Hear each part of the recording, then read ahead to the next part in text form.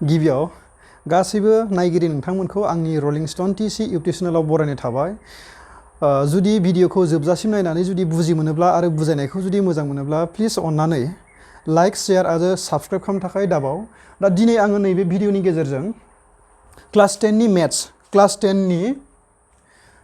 8.2 नि कुइसन नाम्बार 1 नि जोंहा 4, 5, 6 मोनथाम कुइसन दंबावोमोन। बे कुइसन मोनथामखौ जों मावफुंना दिन्थिगोन। दा कुइसन नाम्बार 4 आवहा जोंहा दङमोन नैबे sin 30 plus tan 45 minus cosec 60 degree by sec 30 plus cos 60 plus cot 45 degree नै बिनि मानखौ मा खालामनो होदोंमोन दिहुननो होदोंमोन। फैदो जों दानिया फारिहै नायलांदोनि जोंहा 8.2 नि जिखुनु मोनसे कुइसनावहा एसेबांखिनि फर्मुला गैया, फारिहै मान फज'नांगौ प्लास माइनास खालामनांगौ बेल'सो। दानिया नायलांदोनि दा जोंहा फार्स्टआव मा खालाम फारिहै मानखौ फज'ग्रोबानो जाबाय। जों मिन्थिगौ sin 30 आव बेसेबां 1/2 बेसेबां जायो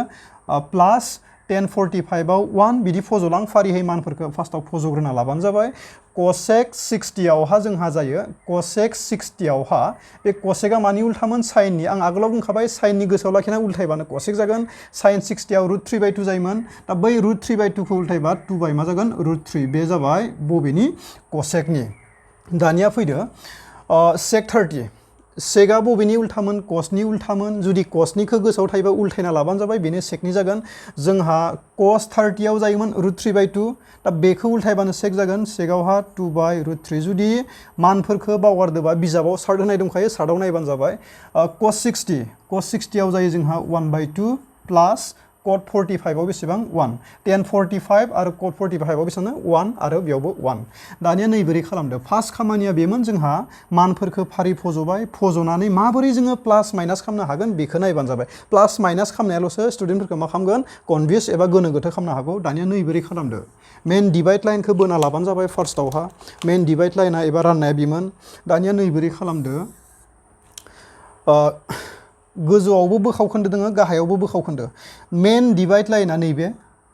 अब्ला बेखौ जों बोबाय। दानिया मा होनना बुंदोंमोन गोजौनिखौ फार्स्टआव मावफुंग्रोबानो जाबाय। बोखावखोन्दो एबा फ्रेक्सनदो जुदि नाम्बारफोरा प्लास माइनास जाना थायोबा मेन खामानिया बिनि खामानिया मामोन एलसिएम लानाय। दा बोखावखोन्दो खैथा दङ 1 2 बोखावखोन्दोआथ' बेखौबो जों हमजायो खिन्थु गाहायाव जेबो गैयाबा बेखौ बाद होथ'। दानिया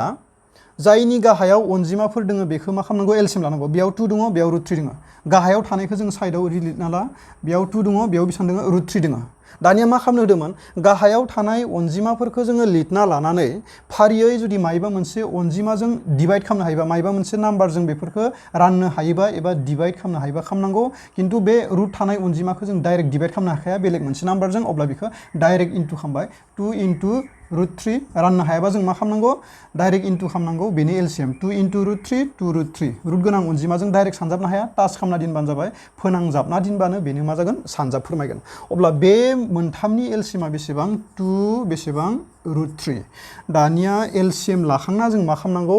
बोखावखोन्दो प्लास माइनासखौ सेफायनो थाखायनो जों एलसिएम लाबाय। दानिया एलसिएम लाखांनानै मोनसे नायलां। फार्स्टआव बेखौ नायदो बिनि गाहायाव बेसेबां दङ 2 दङ। नैबे गाहायाव थानायजों बे एलसिएमखौ राननांगौ। दा रानबाला नैबे 2 जों 2 राननांगौ मानि बोरै एलसिएमा बेसेबां जाखो 2 बाय बेसेबां √3 मोन नालाय बे गाहायनिजों बेखौ मा खालामहरनांगौ रानहरनांगौ 2 जों रानबाला बेजों बे केन्सेल जागोन बेसेबां थागोन √3 थागोन। बे अब्ला बेजों बेखौ रानबा √3 थाबाय रानना मोननाया गोजौनिजों मा जायनि इन्टु √3 × 1 बे बेसा फैयो बिदि इजि खालामबानो जाबाय। प्लास दङ प्लास फज'दो। दानिया बिनि गाहायावहा जेबो गैया। गाहायाव जेबो गैयाबा नैबे एलसिएमखौ डाइरेक्ट इन्टु खालाम। बेयो जुदि 1 जों इन्टु जायोबा बे एखेयानो जागोन 2 √3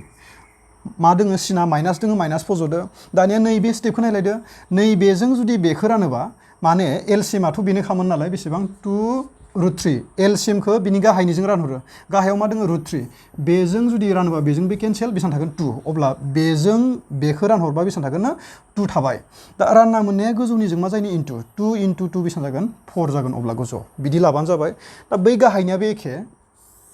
बोखावखोन्दोजों प्लास माइनास जायोबा फ्रेक्सन प्लास माइनास जायोबा एलसिएम बिनि गाहायाव बे दङ बिनि गाहायाव 2 दङ बोखावखोन्दोआ मोननै अब्ला बे मोननैनि एलसिएमा बेसेबां फैगोन 2 √3 राननो हाखाया बे एखेयानो अब्ला बेसेबां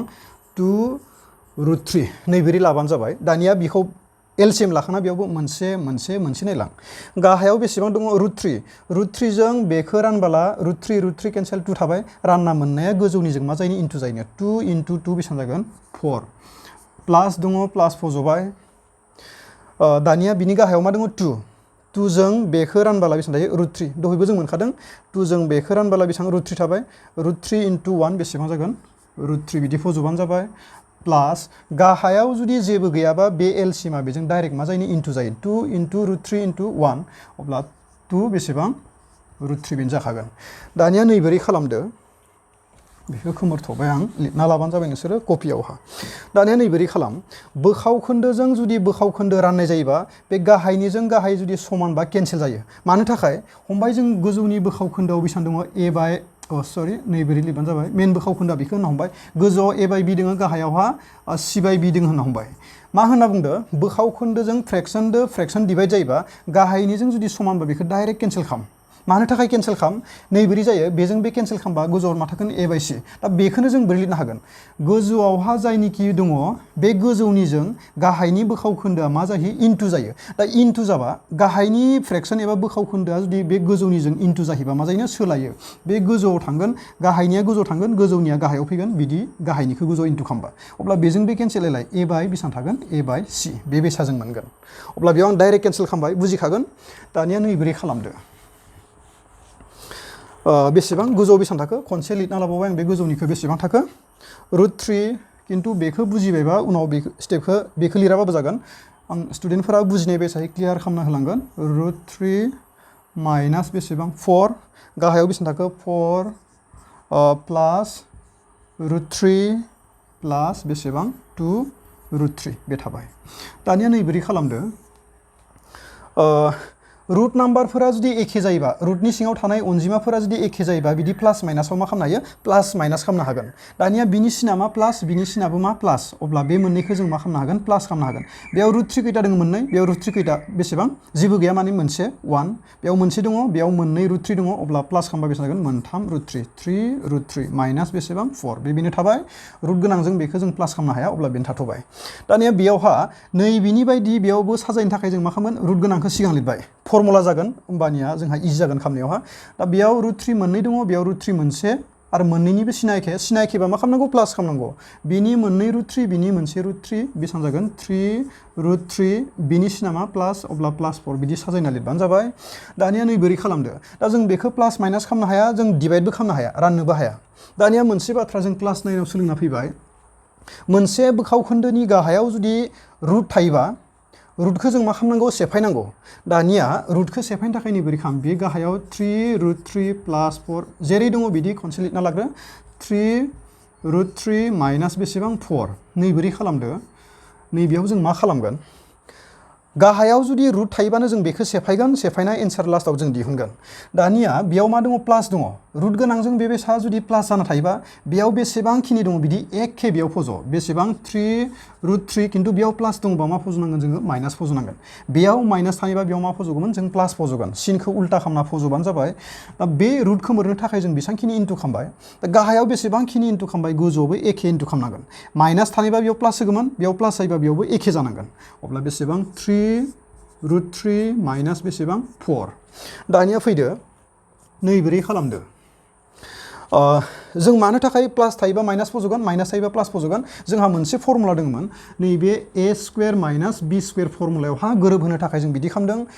a² माइनास b² नि माना खनसे प्लास आरो खनसे मा जायो माइनास a माइनास b बे a आरो b नि खनसे प्लास आरो a आरो b नि खनसे मा जायो माइनास जुदि खनसे प्लास खनसे माइनास जायोबानो मा लिरनो हायो a² माइनास नैबे b नि स्क्वायर अब्ला बे बेसा बेयाव गोरोबबाय नैबे a बेखौ b लादो बेयाव a बे b अब्ला मा जायो a² a नि माना बेसेबां मोनखो जों बे मोनबाय अब्ला बेयावहा a² माइनास मा जायो b² बिनि जायगायाव मा दङ 4 अब्ला फर्मुलायाव गोरोबहोनो थाखायनो रुटखौ मोननो थाखाय जों बे बेसा प्लास थायोबा माइनास फज' माइनास थायोबा प्लास फज' बे गोरोबबाय दानिया गोजौनिखौ नोजोर होलाय एखे नैबे ब्रेकेटजों बे ब्रेकेट एखे सिनाबो एखे बिनिया मोनसे एखे बुस्थुआ खननै इनटु जायोबा मा लिरनो हायो स्क्वायर खनथाम इनटु जायोबा क्यूब लिरनो हायो खनब्रै इनटु जायोबा मा लिरनो हायो पावर 4 होनो हायो दा बेबायसानो बे ब्रेकेटजों बे ब्रेकेट कमप्लिट एखे आरो बे ब्रेकेटजों ब्रेकेट टाच जानाय माने मा जायो जोंहा इनटु जायो दा इनटु जादोंबा एखे बुस्थुआ खननै इनटु जादोंबा बेखौ जों एखे खनसे लिरदो लिरनानै जों मा खालामनो हायो नैबोरै स्क्वायर लिरनो हागोन बे ब्रेकेटआ खननै अब्ला ब्रेकेटआ स्क्वायर जाबाय बिदि लिरबानो जाबाय फैदो जों दानिया आरोबाव ससे दंबावो बेयावहा नैबोरै खालामदोनि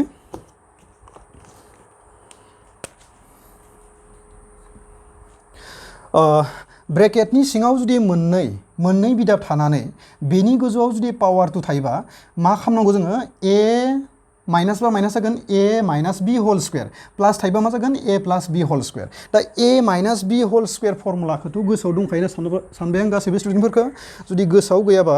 आं उनावहा फर्मुला होगोन बेसिक फर्मुला जों माबायसा फज'नांगौ दा ए माइनास बी होल स्क्वायर फर्मुलाया मा जायो फार्स्टआव ए स्क्वायर एनि जायगायाव मा दङ जोंहा बेसेबां ए स्क्वायर एनि जायगायाव बे दङ माइनासनि फर्मुला नालाय बेयाव मा जागोन माइनास जाबाय ट्वाइस ए बी 2ab जायो बे ए बे बी ए बेसेबां 3√3 ए इनटु बी जायोना 2 जों ए इनटु बी माने बेसेबां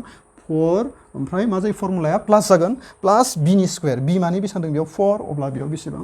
बी स्क्वायर बिदि फज' दानिया गाहायनिखौ नोजोर होदो ए स्क्वायर माइनास बी स्क्वायर जाबायना अब्ला बेखौ डाइरेक्ट स्क्वायर खालामना हो माने ब्रेकेटनि सिङाव जुदि मायबा मोननै सानजाबना थायोबा बिनि गोजौआव जुदि मायबा मोनसे पावार थायोबा बे पावारा बिनिबो जागोन 3आ खननै इनटु जायोबा बेसे जागोन 9 जागोन अब्ला बेयाव बेसेबां 9 आरो नैबे रुटनि गोजौआव जुदि पावार 2 जुदि मोनोबा रुटजों पावार 2 जों केन्सेल जायो बिनि सिङाव जाय दङ बेल' फैगोन बेसेबां फैगोन 3 फैगोन दानिया 4आ खननै इनटु जायोबा जोंहा मा जागोन 16 जागोन अब्ला बेयाव बेसेबां फज'दो 16 बिदि इजि बानायलांबाय थाबानो जों एन्सार मोनहैखागोन दा जों बेयाव मा मोन्दोंमोनलाय 3आ खननै इनटु जायोबा 9 रुट 3 नि गोजौआव बेसेबां दङ पावार 2 दङ अब्ला बेसेबां जागोन बेखौ आं फोरोंखाबाय नैबेजोंनो बे एखेयानोखा अब्ला माइनास दानिया 2 इनटु 3 बेसेबां जागोन नैबे मोनब्रैया इनटु जाबाय जायखिनि अनजिमाया नांजाबना थादों बेखिनिया मा फोरमायदों बेयाव सानजाब 2 इनटु 3 6 जाबाय 6 इनटु 4 बेसेबां जागोन 24 खिन्थु रुट नाम्बारजों सानजाबनो हाया जाय रुट नाम्बार दङ बेनो थाबाय दानिया नैबोरै खालामदो प्लास नैबेयाव बेसेबां 4 स्क्वायर माने बेसेबां 4आ खननै इनटु जायोबा 16 9 इनटु 3 बेसेबां 27 माइनास बेसेबां 16 जोंहा बे एसे गोलाव आरो मार्कआबो मोजां होगोन जुदि एग्जामाव होयोबा बे कुइसनखौ 27 निफ्राय 16 माइनास खालामबा बेसेबां जागोन 11 गाहायनिखौ आं लिरग्रोबाय दा गोजौआव 9 इनटु 3 बेसेबां 27 माइनास 24 रुट 3 प्लास बेसेबां 16 दा नैबोरै खालामदो गाहायनिखौ लिरग्रोलायबाय आं 11 दानिया रुट गोनां अनजिमा थायोबा बेजों जों बेलेग अनजिमा रुट गैयैखौ मालाबाबो जों प्लास माइनास खालामनो हाया बेखौनो दोनथ'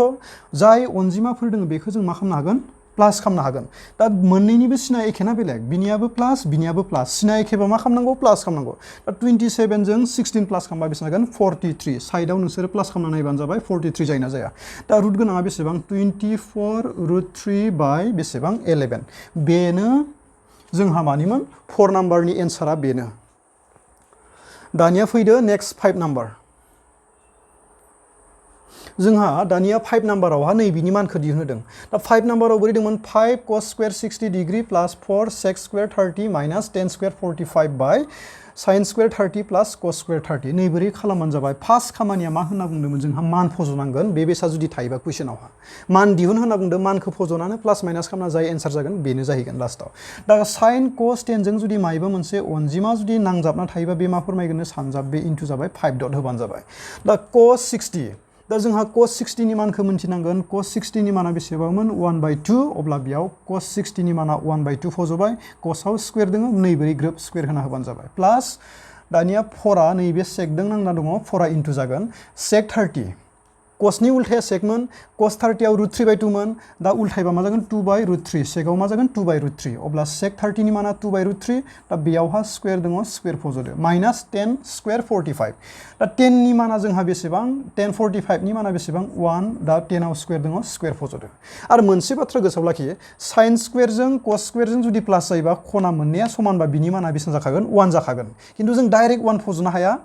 बेयावहा बिनि मानफोरखौ फजना प्लास माइनास खालामना 1 मोननांगोन खिन्थु 1 मोनखागोन जेरै sin स्क्वायर 60 प्लास cos स्क्वायर 60 sin स्क्वायरजों cos स्क्वायरजों प्लास जाना जुदि 60 थायोबा बिनियाबो 1 जाखागोन खना मोननैया जुदि समान जायोबा मा मोनगोन 1 मोनखागोन दा नायलां 1 मोनो ना मोना sin 30 आव जोंहा बिनि माना बेसेबां हाफ साइनाव स्क्वायर दङ स्क्वायर फजबाय प्लास cos